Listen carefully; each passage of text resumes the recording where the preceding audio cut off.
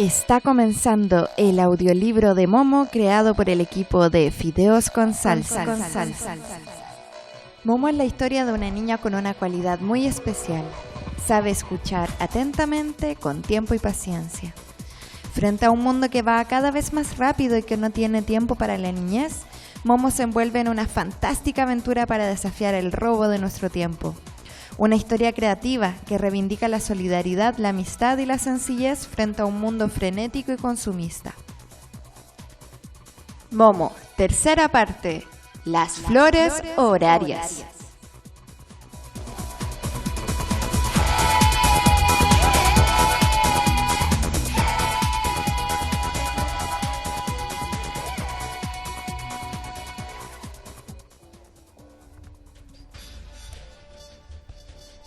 Allí un día y aquí un año.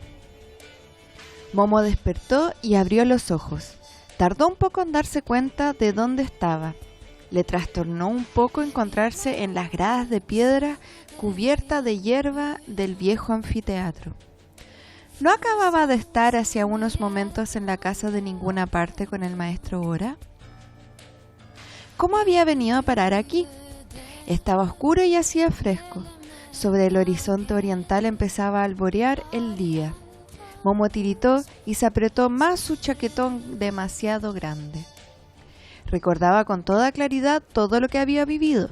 La marcha nocturna a través de la ciudad detrás de la tortuga, el barrio con la luz sorprendente y las casas blancas, relucientes, de la calle de Jamás, la sala de los incontrolables relojes, el chocolate y los panecillos con miel. Cada una de las palabras de la conversación con el maestro Ora y el acertijo, pero sobre todo se acordaba de su experiencia bajo la cúpula dorada. No tenía más que cerrar los ojos para volver a ver ante sí la maravilla de color nunca vista de las flores, y las voces del sol, la luna y las estrellas seguían resonando en su oído con tal claridad que incluso podía canturrear la melodía. Mientras hacía eso, se formaban en ella las palabras que realmente expresaban el olor de las flores y los colores nunca vistos. Eran las voces del recuerdo de Momo las que decían esas palabras, pero con el propio recuerdo había ocurrido algo extraordinario. Momo no solo encontró en él lo que había visto y oído, sino más y cada vez más.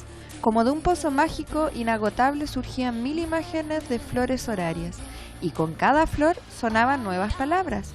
Momo no tenía más que escuchar con atención hacia adentro para poder repetirlas, incluso cantarlas. Se hablaba de cosas misteriosas y maravillosas, pero mientras Momo repetía las palabras entendía su significado. Eso es lo que había querido decir el maestro Ora cuando dijo que las palabras tenían que crecer en ella. ¿O es que al fin todo había sido un sueño? ¿No había ocurrido nada de verdad? Mientras Momo pensaba esto, vio moverse algo en la plazuela redonda del fondo. Era la tortuga que buscaba con toda tranquilidad hierbas comestibles. Momo descendió a toda prisa hasta ella y se acurrucó en el suelo a su lado. La tortuga solo levantó la cabeza, miró a la niña con sus ojos negros, antiquísimos, y siguió comiendo tranquilamente. «Buenos días, tortuga», dijo Momo. No apareció ninguna respuesta en el caparazón. «¿Fuiste tú?», preguntó Momo, «¿quién me llevó esta noche a casa del maestro Ora?». No hubo respuesta. Momo suspiró desencantada. «Lástima», murmuró, «así que solo eres una tortuga normal y no la...». ¡Ay! He olvidado su nombre. Era un nombre bonito pero largo y raro. No lo había oído nunca antes. «Casiopea», relució débilmente de pronto en el caparazón de la tortuga. Momo lo descifró encantada. «Sí», batió palma, «ese era el nombre. Así que sí eres tú. Eres la tortuga del maestro Ora, ¿verdad?». «¿Quién si no?». «Pero, ¿por qué no me contestaste antes?». «Desayuno», se pudo leer en el caparazón. «Perdona», se disculpó Momo, «no te quería interrumpir. Solo quisiera saber cómo es que vuelvo a estar aquí». «Tu deseo», apareció como respuesta. «Es curioso», murmuró Momo. «No puedo acordarme de eso. ¿Y tú, Casiopea, por qué no te has quedado con el maestro Ora, sino que has venido conmigo?». «Mi deseo», rezaba el caparazón. «Muchas gracias», dijo Momo. «Es muy amable de tu parte». De nada, fue la respuesta. Con todo eso, la conversación parecía haber terminado para la tortuga, porque siguió su camino para proseguir con su desayuno ininterrumpido. Momo se sentó sobre las gradas de piedra y se alegró por esperar a Beppo, Gigi y los niños.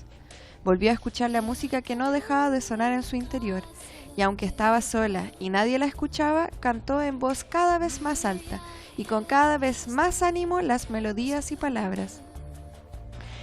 Lo hacía directamente hacia el sol naciente, y le pareció que los pájaros y los grillos y los árboles e incluso las viejas piedras la escuchaban esta vez. No sabía que durante mucho tiempo no tendría otros oyentes. No podía saber que esperaba en vano sus amigos, que había estado fuera mucho tiempo y que mientras tanto el mundo había cambiado. Con Gigi saca sonrisa a los hombres grises les había resultado muy fácil. La cosa había empezado cuando hacía cosa de un año.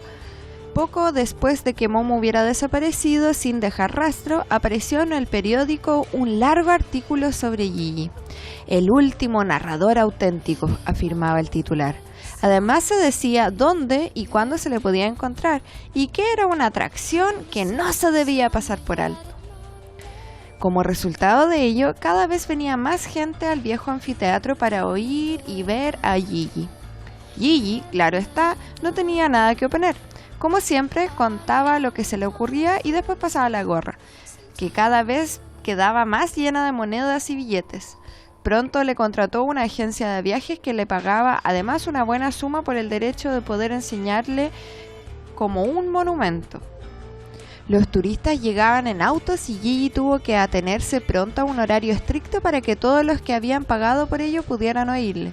Ya entonces comenzó a echar de menos a Momo, porque sus cuentos ya no tenían alas, aunque seguía negándose firmemente a contar 2 veces la misma historia, incluso cuando se le ofrecía por ello el doble de dinero. A los pocos meses ya no necesitaba actuar en el viejo anfiteatro y pasar la gorra. Le contrató la radio y después la televisión.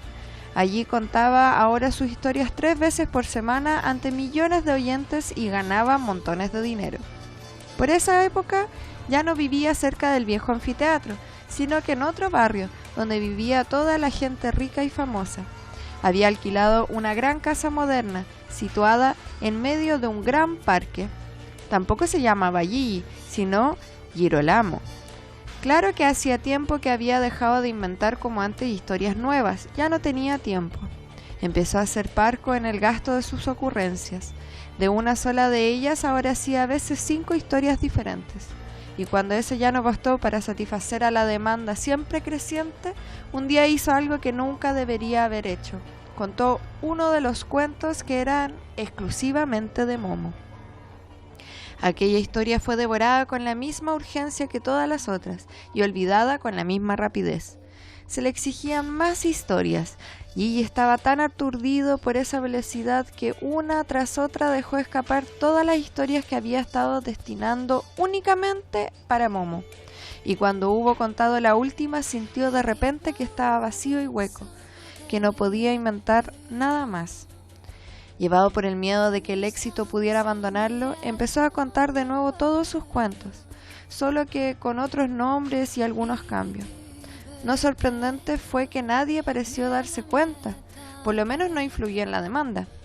Gigi se agarró a ello como un náufrago a una plancha de madera, porque ahora era rico y famoso, ¿y acaso no era lo que había soñado toda su vida? Pero a veces de noche, bajo su colcha de seda en la cama, sentía nostalgia de su otra vida, cuando había podido estar más junto a Momo y a Beppo y los niños, y cuando realmente había sabido contar cuentos. Pero no había ningún camino de retorno, porque Momo seguía sin aparecer. Al principio Gigi había hecho algunos intentos serios de encontrarla, pero más tarde ya ni había tenido tiempo para ello. Ahora tenía 3 secretarias eficientes que hacían los contratos por él, a las que dictaba su historia y que le hacían la publicidad y regulaban sus citas. Ya no le quedó ningún momento para buscar a Momo. Quedaba poco del viejo Gigi, pero un día hizo de tripas corazón y decidió tomar conciencia de sí mismo. Ahora era alguien, se decía, cuya voz tenía peso y al que escuchaban millones. ¿Quién sino él podía decirles la verdad a los hombres? él le hablaría de los hombres grises.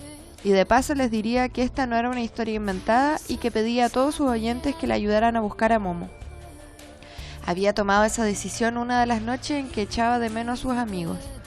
Cuando llegó el amanecer y ya estaba sentado ante su gran escritorio para tomar notas sobre su plan, pero antes de haber escrito la primera palabra, sonó el teléfono.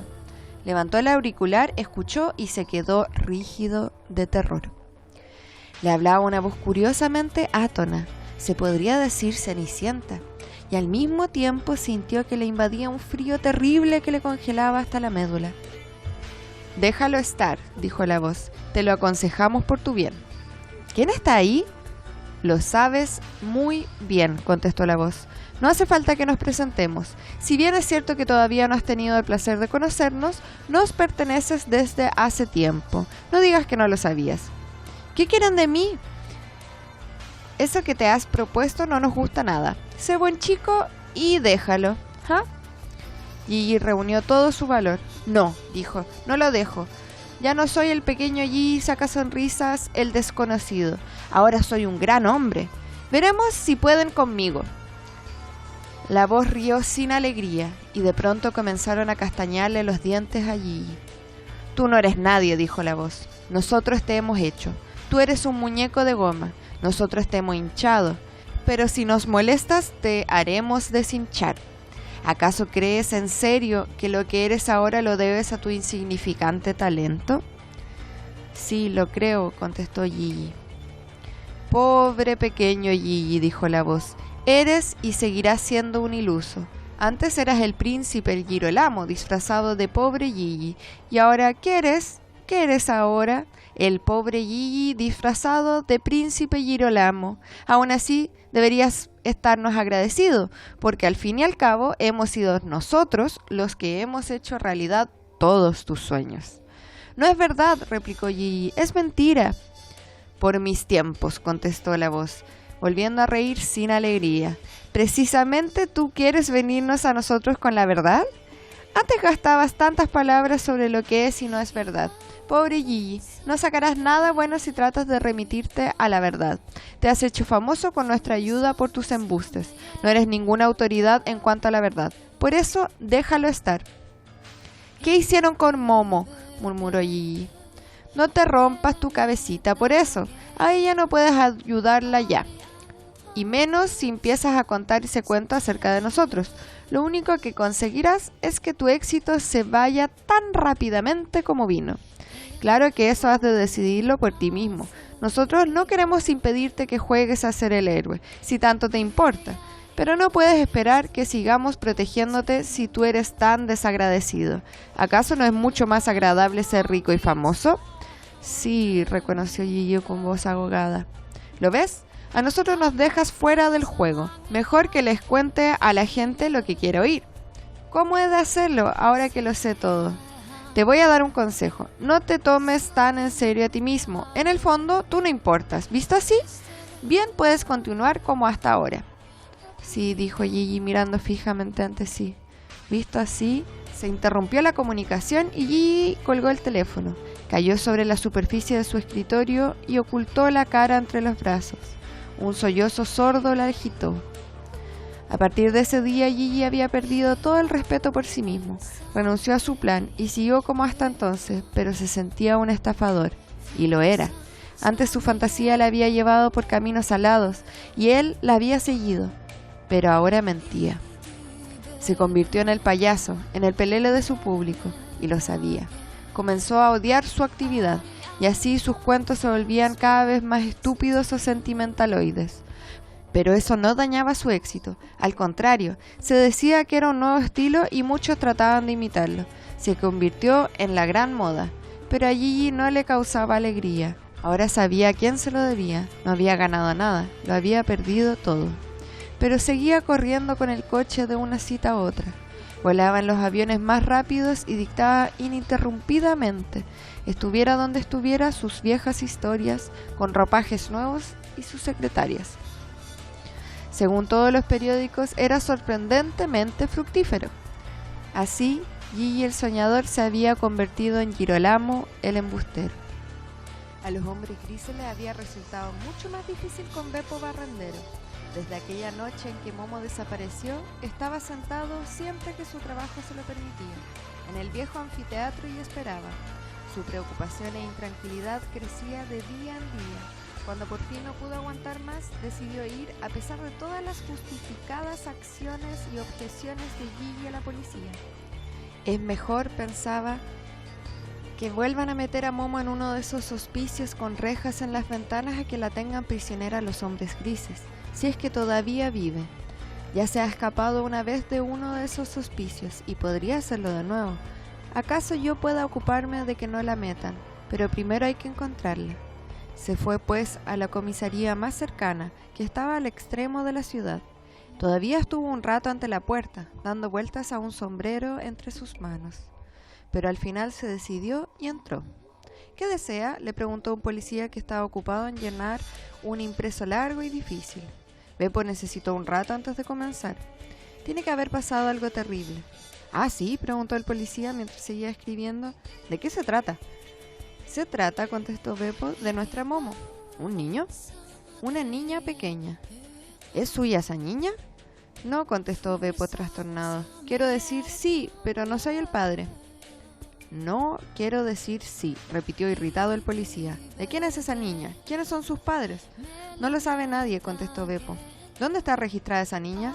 ¿Registrada?, preguntó Beppo. Supongo que entre nosotros todos la conocemos. Así que no está registrada, contestó el policía con su suspiro. ¿Sabe que eso está prohibido? ¿A dónde iríamos a parar? ¿Dónde vive la niña? En su casa, dijo Beppo, quiero decir, en el anfiteatro. Pero ya no vive allí, ha desaparecido. Un momento, dijo el policía. Si le entiendo bien, vivía hasta ahora en las ruinas de allá afuera. Un momento, dijo el policía.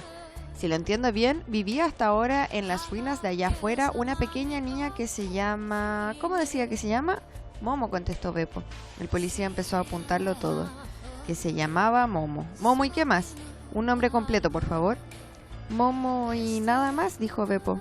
El policía se rascó la barbilla y miró apesadumbrado a Beppo. Eso no puede ser, señor mío. Yo quiero ayudarle, pero así no se puede formular una denuncia. Dígame primero, ¿cómo se llama usted? Beppo. ¿Qué más? Beppo Barrendero. Quiero saber el apellido, no la profesión. Es ambas cosas, explicó Beppo paciente. El policía dejó caer la pluma y enterró la cara en sus manos. Dios santo, murmuró desesperado, ¿por qué tenía que estar de servicio precisamente yo? Se enderezó, echó los hombros hacia atrás, sonrió animoso al viejo y dijo con la suavidad de un enfermero: podemos tomar los datos personales más tarde. Cuénteme ahora, por orden, ¿qué ocurrió? ¿Todo?, preguntó Beppo dudoso. Todo lo que importa, contestó la policía. Si bien no tengo tiempo, antes del mediodía tengo que rellenar toda esa montaña de impresos. Y ya no puedo más. Tómese su tiempo y cuénteme qué le ocurre. Se echó atrás en un asiento con la expresión de un mártir al que estuvieran asando en la parrilla. El viejo Beppo comenzó a contar, a su modo lento, toda la historia, empezando por la aparición de Momo y su cualidad extraordinaria, hasta los hombres grises del vertedero a los que él mismo había espiado. Y esa misma noche, concluyó, desapareció Momo. El policía le miró pesaroso largo rato. Dicho de otro modo, dijo por fin, que había una vez una niña muy inverosímil cuya existencia no se puede demostrar, que ha sido raptada por una especie de fantasma que, como todo el mundo sabe, no existen, hacia quién sabe dónde, pero ni siquiera eso es seguro. ¿Y de qué se va a ocupar la policía? Sí, por favor, ¿pueden ocuparse de eso?, dijo Beppo. El policía se inclinó hacia adelante y dijo con rudeza: écheme el aliento. Beppo no entendió el porqué de esa orden. Se encogió de hombros, pero le echó el aliento a la policía. Este olisqueó y dijo: está claro que no está borracho. No, dijo Beppo, rojo de vergüenza. No lo he estado nunca. Entonces, ¿por qué me cuenta todas esas insensateces?, preguntó la policía. ¿Se cree que la policía es tan estúpida como para creerle todos esos cuentos? Sí, dijo Beppo cándido. Ahí se acabó la paciencia del policía. Saltó de su silla y pegó un puñetazo en la mesa. ¡Ya basta!, dijo, rojo de ira. ¡Lárguese de inmediato, si no quiere que le encierre por insultos a la fuerza pública!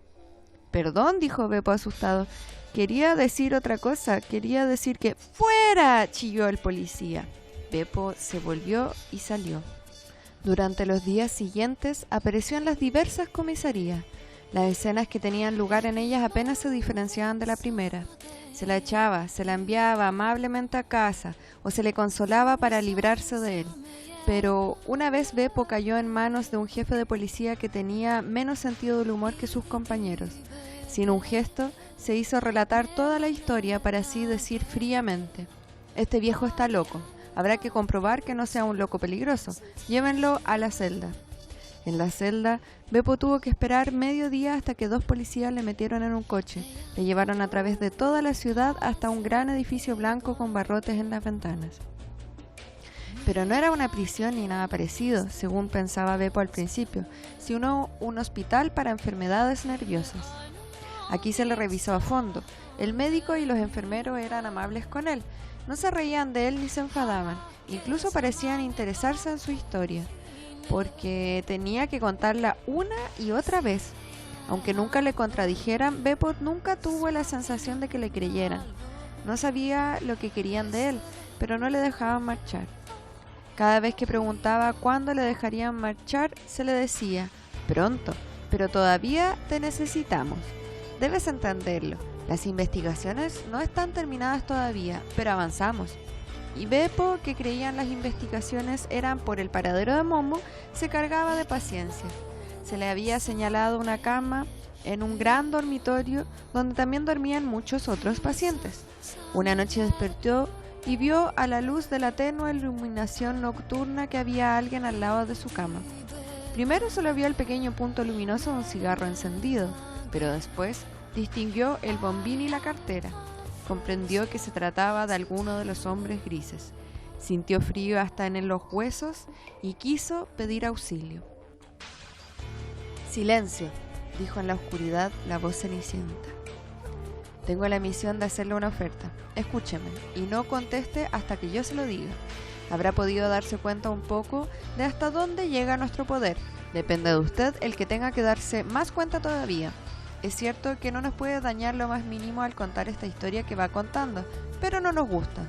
Claro que tiene toda la razón al pensar que nosotros tenemos presa a Momo, pero no se haga ilusiones de que jamás se la encuentre. Eso no ocurrirá jamás, y con sus esfuerzos no le hace la situación más fácil a ella.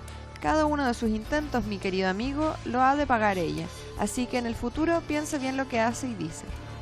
El hombre gris sopló algunos anillos de humo y observó con satisfacción el efecto que su discurso hacía en el viejo Beppo.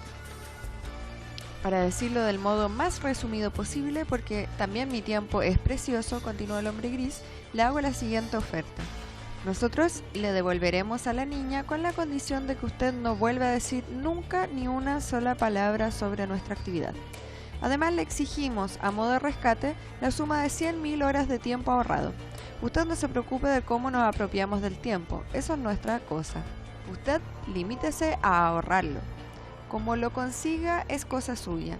Si está de acuerdo con nosotros, nos encargaremos de que dentro de unos días le suelten de aquí. Si no, usted se quedará siempre aquí y Momo se quedará siempre con nosotros. Piénsalo, solo le haremos una vez esta generosa oferta. ¿Qué dice?» Beppo tragó saliva 2 veces y dijo entonces: «De acuerdo». «Muy razonable», dijo satisfecho el hombre gris. «Recuérdelo, silencio absoluto y 100.000 horas. En cuanto las tenga, le devolveremos a la pequeña Momo. Usted lo pase bien, mi querido amigo». Con eso el hombre gris abandonó la sala. La nube de humo que dejó tras de sí parecía brillar en la oscuridad como un tenue fuego fatuo. A partir de esa noche, Beppo no volvió a contar su historia, y si le preguntaban por qué le había contado antes, se encogía triste de hombro. A los pocos días le enviaron a su casa. Pero Beppo no fue a su casa, sino que se marchó directamente hacia aquella gran casa con el patio donde él y sus compañeros siempre recibían las escobas y los carritos. Tomó su escoba, se adentró con ella en la gran ciudad y comenzó a barrer. Pero ahora ya no barría como antes, a cada paso una inspiración y a cada inspiración una barrida, sino que ahora lo hacía deprisa y sin amor por su trabajo, sino solo para ahorrar tiempo. Sentía con dolorosa claridad que con ello renunciaba y traicionaba su más profunda convicción, más aún toda su vida anterior, y eso le enfermaba y le llenaba de odio por lo que hacía. Si hubiera sido por él, habría preferido morirse de hambre antes de ser tan infiel a sí mismo, pero se trataba de Momo, a la que tenía que rescatar, y ese era el único modo de ahorrar tiempo que conocía. Barría día y de noche, y sin nunca ir a su casa. Cuando le sobrevenía el agotamiento se sentaba en el banco de algún parque o sobre el bordillo de la acera, y dormía un poco. Al poco volvía a levantarse y seguía barriendo. Lo mismo hacía cuando alguna vez tenía que detenerse a comer alguna cosa. No volvió a su cabaña cerca del viejo anfiteatro. Barrió durante semanas y meses. Llegó el otoño, llegó el invierno y Beppo barría. Llegó la primavera y volvió el verano. Beppo apenas se daba cuenta. Barría y barría para ahorrar las 100.000 horas del rescate. La gente de la gran ciudad apenas tenía tiempo para prestar atención al pequeño viejo, y los ojos que lo hacían se llevaban el dedo a la sien tras sus espaldas, cuando pasaba a su lado a toda prisa barriendo la escoba como si le fuera en ello la vida. Pero que se le tomara por loco no era ninguna novedad para Beppo, por lo que apenas le prestaba atención. Solo cuando alguien alguna vez le preguntaba por qué tenía tanta prisa, interrumpía su trabajo por un momento, miraba al preguntón con miedo lleno de tristezas y se llevaba un dedo a los labios. La tarea más difícil para los hombres grises fue guiar, según sus planes, a los niños amigos de Momo. Después de que Momo hubo desaparecido, los niños se reunían siempre que les era posible en el viejo anfiteatro. Habían inventado cada vez juegos nuevos, y un par de cajas viejas le bastaban para emprender largos viajes de exploración o construir castillos y fortalezas. Habían seguido trazando sus planes y contando sus cuentos. En resumen, habían hecho como si Momo estuviera todavía con ellos, y sorprendentemente había resultado que parecía que en verdad estuviera con ellos. Los niños además no habían dudado ni por un momento de que Momo volvería. Si bien nunca se había hablado de ello, tampoco era necesario. La callada certidumbre unía a los niños entre sí. Momo les pertenecía y era su centro secreto, estuviera ahí o no. Contra ellos no podían los hombres grises. Si no podían hacerse con los niños directamente para apartarlos de Momo, tendrían que hacerlo a través de un rodeo. Y ese rodeo eran los adultos, que mandaban sobre los niños. No todos los adultos, claro está, sino aquellos que servían como auxiliares de los hombres grises, que por desgracia no eran pocos. Además, los hombres grises usaron contra los niños sus propias armas, porque de repente algunos se acordaban de las manifestaciones, de las pancartas y de los letreros de los niños. Tenemos que emprender alguna cosa, se decía, porque no puede ser que haya cada vez más niños que estén solos, sin que nadie se ocupe de ello. No se les puede hacer ningún reproche a los padres, porque la vida moderna no les deja tiempo para cuidar suficientemente a sus hijos, pero el ayuntamiento debería ocuparse de ello. No puede ser, decían otros, que se disponga en peligro la fluidez del tráfico por culpa de niños vagabundos. El aumento de accidentes causados por los niños en las calles cuesta cada vez más dinero que se podría emplear mejor en otros asuntos. Los niños sin vigilancia, explicaban otros, se estropean moralmente y se convierten en delincuentes. La municipalidad ha de cuidar de que se registre a todos los niños que hay. Hay que construir instalaciones donde se les eduque para que sean miembros útiles y eficientes de la sociedad. Otros decían, los niños son el material humano del futuro. El futuro será una época de máquina a reacción y cerebros electrónicos. No necesitará un ejército de especialistas y técnicos para manejar todas esas máquinas. Pero en lugar de preparar a nuestros hijos para ese mundo de mañana, permitimos todavía que muchos de ellos pierdan gran parte de su precioso tiempo en juegos inútiles. Es una vergüenza para nuestra civilización y un crimen ante la humanidad futura. Todo eso les resultaba enormemente convincente a los ahorradores de tiempo. Y como ya había muchos ahorradores de tiempo en la gran ciudad, pronto consiguieron convencer a la municipalidad de la necesidad de hacer algo por todos esos niños descuidados. Como consecuencia, en todos los barrios se construyeron los llamados depósitos de niños. Se trataba de grandes edificios en los que había que entregar y recoger, si era posible, a todos los niños de los que nadie se podía ocupar. Se prohibió severamente que los niños jugaran por las calles y en los parques, o en cualquier otro lugar. Si se encontraba algún niño en esos lugares, siempre había alguien que los llevaba al depósito de niños más cercanos. y a los padres se les castigaba con una buena multa. Tampoco los amigos de Momo escaparon a esa nueva normativa. Fueron separados según el barrio del que provenían y los metieron en depósitos de niños diversos. Se acabó lo de inventarse ellos mismos sus juegos. Los vigilantes prescribían los juegos, que solo eran de aquellos con los que también aprendían alguna cosa útil. Mientras tanto, olvidaron otra cosa, claro está, la capacidad de alegrarse, de entusiasmarse y de soñar. Con el tiempo los niños tuvieron la misma cara que los ahorradores de tiempo, desencantados, aburridos y hostiles.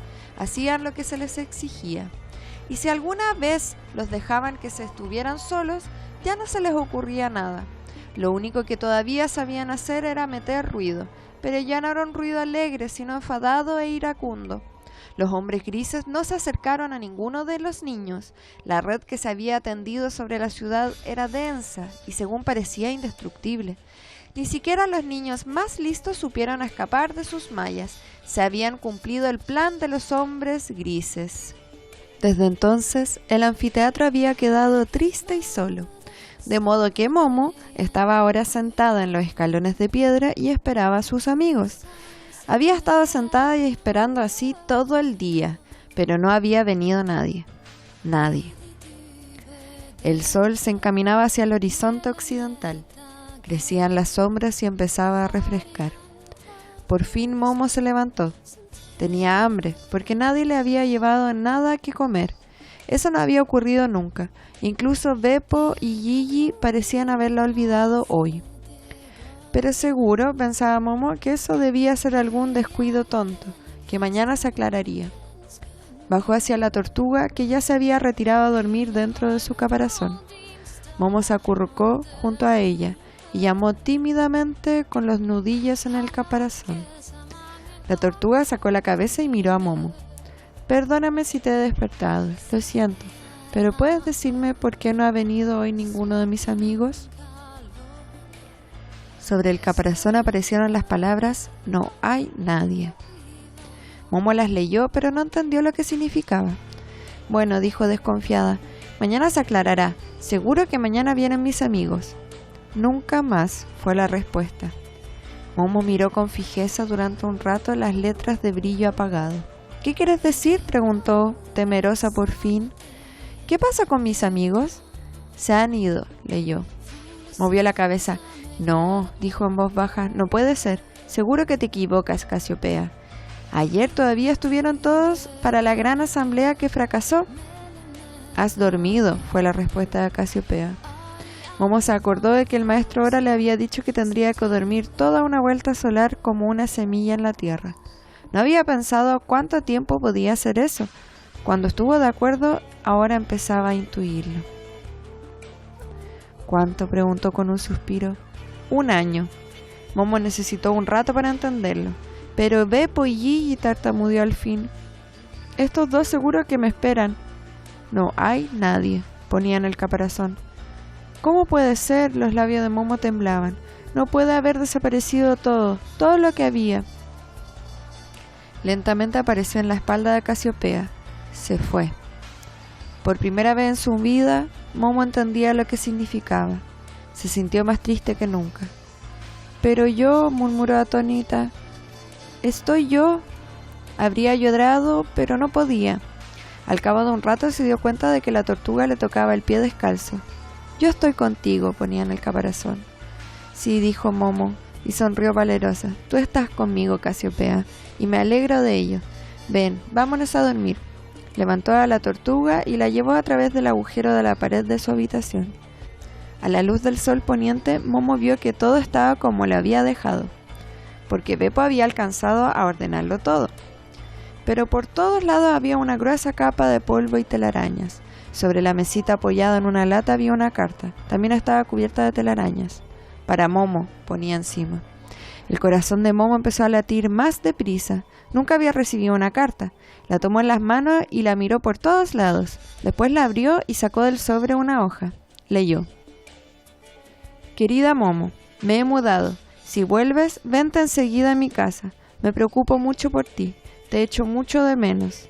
Espero que no te haya ocurrido nada. Si tienes hambre, ve por favor a casa de Nino. Él me enviará la cuenta. Yo lo pago todo. Come pues tanto como quieras. Todo lo demás te lo dirá Nino.